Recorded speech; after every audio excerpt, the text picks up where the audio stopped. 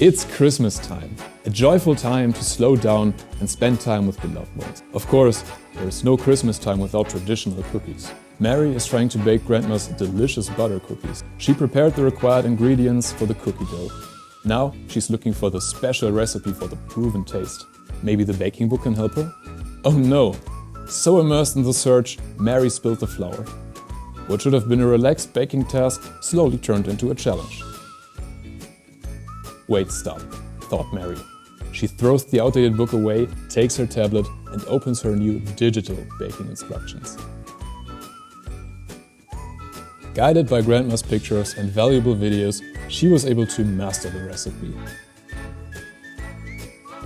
Mary is elated that the cookies turned out so great without Grandma's help. She would be proud of Mary. Have a joyful and healthy Christmas.